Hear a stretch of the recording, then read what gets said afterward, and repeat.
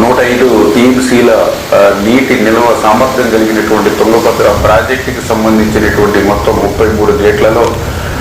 19వ gate రాత్రి సుమారు 11 గంటల సమయానికి కొట్టుకుపోయినటువంటి పరిస్థితుల్లో మన ముఖ్యమంత్రి చంద్రబాబు నాయుడు గారు వెంటనే స్పందించి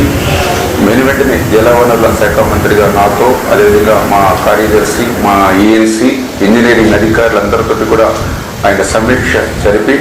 కర్ణాటక అధికారులతోటి మరి సమన్వయం ఎప్పటికప్పుడు చేసుకుంటూ అందులో భాగంగా పర్టికులర్ ఏదైతే యొక్క గేట్స్ అమరికలో అత్యంత నిపుణత కలిగినటువంటి కన్నమనాయుడు గారు మొన్న పోలవరం ప్రాజెక్టు ఆ గేట్ల అమరికలో కూడా ఆయన కీలకంగా వ్యవహరించిన వ్యక్తి. ఆ కన్నమనాయుడు గారి యొక్క సారథ్యంలో ఏదైతే మన రాష్ట్రానికి సంబంధించినటువంటి యొక్క సెంట్రల్ డిజైనింగ్ ఆర్గనైజేషన్ ఏదైతే ఉందో ఆ సిఈ, ఎస్సీ, ఈఈలు వీరందరూ కూడా ఒక బృందంగా ఏర్పడి వెంటనే ఆ కొట్టుకుపోయినటువంటి గేట్కి పునర్నిర్మాణం చేయాలని చంద్రబాబు నాయుడు గారు ఇచ్చిన ఆదేశాలని ఇమ్మీడియట్లీ అమలు చేసుకుంటూ వస్తూ ఉన్నాం. ఏదైతే ఈ యొక్క తుంగభద్ర ప్రాజెక్టు పురాతన ప్రాజెక్టు కావడం వల్ల ఈ యొక్క గేట్కి ఇటువంటి సమస్య వచ్చినప్పుడు ఏదైతే స్టాప్ లాక్ గేట్స్ దీనికి ఆల్టర్నేటివ్ లేకపోవడం వల్ల ఈరోజు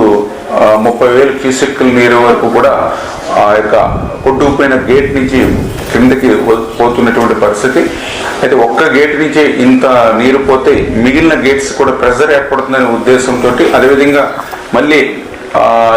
కొట్టుకుపోయినటువంటి గేటు స్థానంలో మరొక గేటుని ఏర్పాటు చేయాలి కాబట్టి నీటిని కూడా తగ్గించాలనే ఉద్దేశంతో 90,000 క్యూసెక్కుల నీరు వరకు కూడా క్రిందకి వదులుతున్నామని చెప్పేసి సంబంధిత ప్రాజెక్టు అధికారులు కూడా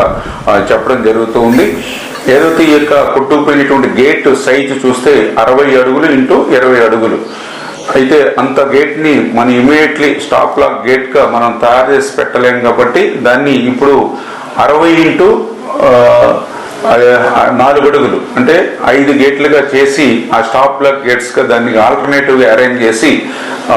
కంట్రోల్ చేస్తామని చెప్పేసి అధికారులు చెప్పడం జరిగింది. దీనివల్ల ప్రస్తుతానికి అంతగా ఎందుకంటే ఏదైతే క్రింద ఈ ప్రాజెక్టుకి క్రింద ఉన్నటువంటి ఏదైతే కర్నూలు, కడప, అనంతపూర్ అంటే ఏదైతే హై లెవెల్ కెనాల్, లో లెవెల్ కెనాల్, కేసీ కెనాల్కి సంబంధించిన ఆయకట్లు ఏవైతే ఉన్నాయో ఇమ్మీడియట్లీ ఇప్పుడు అంత వాటర్ ఇబ్బంది అయితే ఉండదు. ఎందుకంటే ఏదైతే దీని యొక్క తుంగభద్ర ఫుల్ కెపాసిటీ 1633 అడుగుల వరకు, కానీ దీని యొక్క కెనాల్స్ చూసినట్లయితే 1585 లెవెల్కే కెనాల్స్కి వాటర్ వెళ్తుంది కాబట్టి ప్రస్తుతానికైతే త్రాగునీరుకి కానీ సాగునీరు